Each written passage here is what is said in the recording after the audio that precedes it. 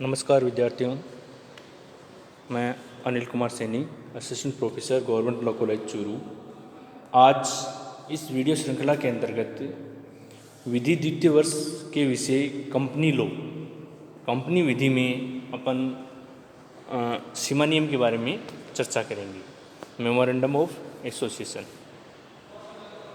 पिछले जो वीडियो थे उसमें अपन ने देखा कि कंपनी का निगमन कैसे होता है और उस निगमन में कंपनी की तरफ से कौन कौन से दस्तावेज हैं वो कंपनी रजिस्ट्रार के कार्यालय में प्रस्तुत करने पड़ते हैं।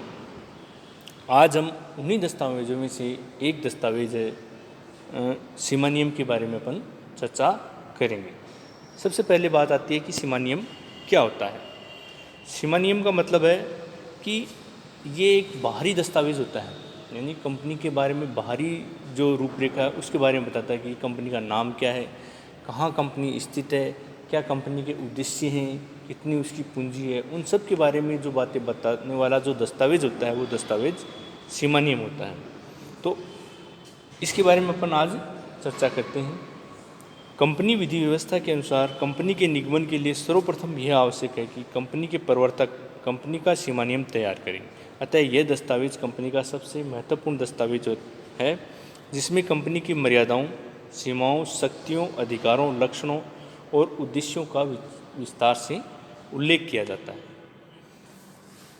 यानी ये जो दस्तावेज है ये सबसे महत्वपूर्ण दस्तावेज है और यही दस्तावेज है वो प्रवर्तकों द्वारा तैयार किया जाने वाला एक महत्वपूर्ण दस्तावेज होता है। इसमें कंपनी की मर्यादाएं कि कितनी कंपनी की सीमा है, क्या मर्यादा है, कहाँ तक उसकी लिमिटेशन है, कितना वो कार्य कर सकती है, कितना कार्य नहीं कर सकती, कितना उसका क्षेत्र होता है, कहाँ तक वह अपना कार्य कर सकती है, क्या उसकी शक्तियाँ हैं, क्या उसके अधिकार हैं, क्या उसके लक्षण हैं, क्या उसके उद्देश्य। यानी जब भी एक कंपनी का निर्माण होता है तो सबसे पहले उसका कुछ पर्पज़ होता है, कुछ उद्देश्य, ऑब्जेक्ट होता है कि इस कार्य के लिए कंपनी का निर्माण किया जाएगा। तो उन सब बातों के बारे में अपन सीमा नियम में ही अध्ययन करते हैं कि सीमा नियम में क्या क्या चीज़ें ऐसी हैं कि कंपनी क्या क्या कार्य करेगी, कहाँ उसका विस्तार क्षेत्र होगा, ये सब बातें सारी की सारी सीमा नियम में ही अंतर्विष्ट होती हैं। कंपनी अधिनियम 2013 जो आया, इसमें धारा 256 के अनुसार इसकी परिभाषा के बारे में बताया गया है। इसके अनुसार कंपनी के सीमा नियम से आज से होता है, उस सीमा नियम से होता है जो पिछले कंपनी अधिनियम जैसे 1956 का जो अधिनियम है या ये जो अधिनियम है इसके अंतर्गत मूल रूप से जो बनाया गया है या जिसे समय समय पर संशोधित किया गया है, ये जो सीमा नियम होता है। यानी जो पहले के जो अधिनियम में बनाया गया था 1956 के अधिनियम में या उससे पूर्व जो भी अधिनियम था उसमें जो बनाया गया था वो अधिनियम, वो उसका अधिनियम में बनाया गया मूल जो सीमा नियम होता है वो, या फिर समय समय पर बनाए जाने या उसमें संशोधन किए जाने वाला जो भी अधिनियम में सीमा नियम होगा वही सीमा नियम कहलाता है। यानी केवल परिभाषा केवल इतनी बताती है कि जो पूर्व के जो अधिनियम है उसमें जो सीमा नियम है वह है, और समय समय पर उसमें अगर संशोधन किया गया है तो वो जो सीमा नियम है वही सीमा नियम कहलाता है। ये कंपनी अधिनियम 2013 की परिभाषा बताती है। इसमें एक वाद है एस्प्री बनाम वाटसन का, जिसमें सीमा नियम के बारे में बताया गया है कि इस वाद में न्यायालय ने सीमा नियम के दो उद्देश्य बताए हैं कि अन्य व्यक्तियों को कंपनी के अधिकार और कार्य सीमाओं से अवगत कराना तथा कंपनी पर यह रोक लगाना कि कंपनी अधिनियम के उपबंधों का पालन किए बिना वह अपने कार्य अधिकारों व उद्देश्यों में परिवर्तन नहीं करे। यानी ये जो वाद था इसमें ये बताया गया था कि कंपनी का और जो अन्य जो सदस्य हैं, बाहरी जो पर व्यक्ति होते हैं, उनके मध्य कंपनी का क्या संबंध होता है और उनको ये बताना है कि कंपनी क्या कार्य करती है। यदि कोई व्यक्ति इन्वेस्ट करता है, पर व्यक्ति यदि कंपनी में इन्वेस्ट करता है तो उसे इस बारे में जानकारी कि कंपनी करती क्या है, क्या कंपनी का उद्देश्य है, क्या उसकी सीमाएं हैं, क्या उसका कार्य क्षेत्र है, इन सब के बारे में जो जानकारी देने वाला जो दस्तावेज होता है वो दस्तावेज आपका सीमा नियम होगा।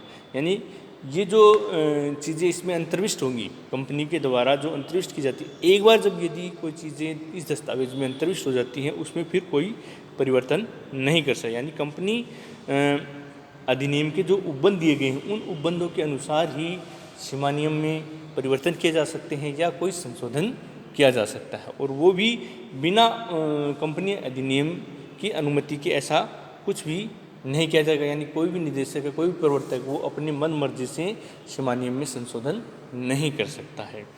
अब आती है इसमें कि कौन कौन सी चीज़ें हैं वो सीमा नियम में अंतर्विष्ट होती हैं, यानी कौन कौन सी अंतर्वस्तुएं हैं सीमा नियम की जो ये बताती हैं कि सीमा नियम में क्या क्या चीज़ें हैं। तो अधिनियम की धारा 4 के अनुसार सीमा नियम में निम्नलिखित बातों का उल्लेख किया जाना आवश्यक है। सबसे पहले जो कंपनी अधिनियम के अंतर्गत जो चीज़ें हैं वो है, उसमें है कंपनी का नामखंड, यानी कंपनी का क्या नाम होगा। सबसे पहले जब प्रवर्तक सीमा नियम का निर्माण करता है तो उसे सबसे पहले जो सीमा नियम में नामखंड के बारे में वर्णन करना होता है। कंपनी का ऐसा नाम होगा जो किसी अन्य जो कंपनियां हैं उनसे मिलता जुलता नहीं होना चाहिए। अगर कोई ऐसा मिलता जुलता होता है तो वहाँ पर कंपनी है वो उसका नाम है वो परिवर्तित कंपनी रजिस्ट्रार द्वारा किया जा सकता है। यानी कि कंपनी का जो नाम है उसके लिए एक घोषणा पत्र भी निदेशक और जो कंपनी का प्रवर्तक होता है जो सीमा नियम बनाता है उसके द्वारा एक घोषणा करनी पड़ती है कि इस प्रकार की का नाम किसी अन्य कंपनी का नहीं है या अन्य कंपनी से ये नाम मिलता जुलता नहीं है। फिर आता है इसमें दूसरा जो इसका पॉइंट है, यानी जो दूसरी जो अंतर्वस्तु है वो है रजिस्टर्ड कार्यालय या स्थान संबंधी खंड। तो रजिस्टर्ड कार्यालय की कंपनी कहाँ पर कार्य करेगी, यानी कहाँ उसकी शाखा होगी, कहाँ पर उसका मुख्यालय होगा, हेड जो ऑफिस है वो कौन सा होगा, और स्थान संबंधी यानी कितने स्थान पर उसका क्षेत्र होगा। जैसे मान लीजिए कि राज्य है तो जैसे मान लो राजस्थान राज्य है तो राजस्थान राज्य में पूरा राजस्थान राज्य होगा या उसका आधा राजस्थान राज्य होगा, या बाहर कितना होगा उसका और अंदर कितना होगा। यानी कोई जिस जिला है तो ज़िले के बारे में भी वो बताएगी कि हाँ ये ज़िले हैं, इन ज़िलों में कंपनी कार्य करेगी, इनके बाहर जाके कंपनी कार्य नहीं करेगी। यानी ये जो खंड होगा वो सीमा नियम के अंतर्गत रजिस्टर्ड कार्यालय और स्थान संबंधी खंड में इसका वर्णन करना पड़ेगा।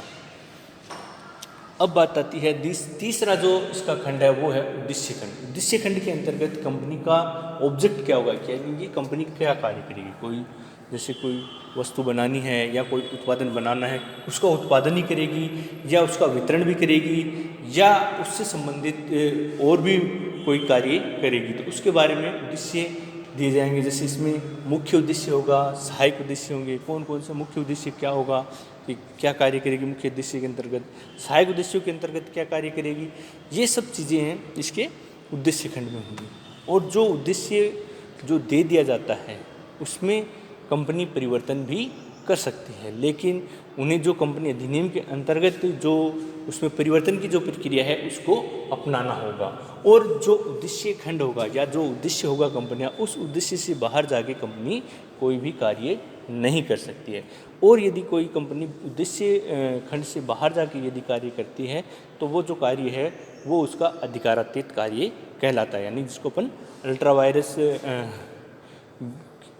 डॉक्ट्राइन ऑफ अल्ट्रावायरस के नाम से भी अपन जानते हैं, यानी अधिकारातीत का सिद्धांत के नाम से भी। यानी कोई भी कंपनी यदि अपने उद्देश्य खंड से बाहर जाके यदि कार्य करेगी तो वो कार्य उसका अधिकारातीत कार्य होगा। ये अपन आगे के जो वीडियो हैं उनमें अपन इसके बारे में विस्तार से चर्चा करेंगे।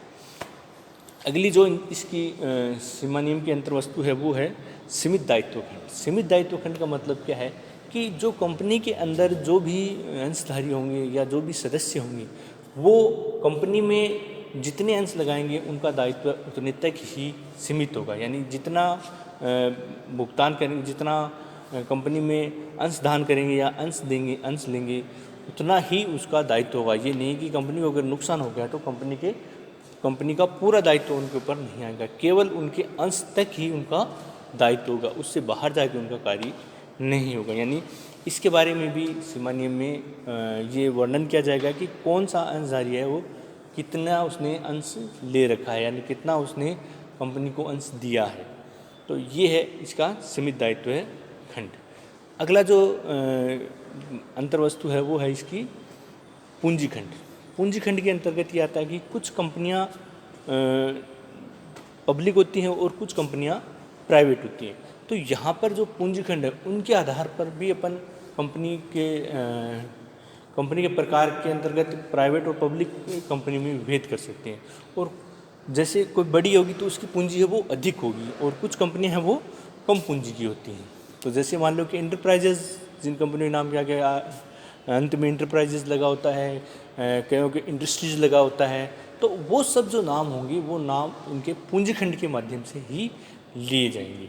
यानी कि इसमें कंपनी अधिनियम के अंतर्गत अलग अलग जो लिमिटेशन कर रखी हैं कि इतने रुपए तक की कंपनी को ये नाम दिया जाएगा, इतने तक की कंपनी को ये नाम। ये पूंजी खंड है, इसके अंतर्गत कंपनी में पूंजी जो निश्चित होगी कि ये इतनी पूंजी होगी, जैसे 5 लाख रुपए तक की पूंजी होगी, लाख रुपए तक की पूंजी है, या 10 लाख रुपए तक की पूंजी ये कंपनी रख सकती है। जैसे सदस्यों के आधार पर कंपनी का वर्गीकरण होता है, उसी प्रकार पूंजी के आधार पर भी कंपनी को अपन वर्गीकृत कर सकते हैं। यानी इतनी पूंजी होगी, ये उसमें क्लोज में लिखा हुआ होगा, यानी कंपनी के जो सीमा नियम है, जो दस्तावेज सीमा नियम है, उसमें ये लिखा होगा कि इस कंपनी की जो पूंजी है वो पूंजी इतनी है।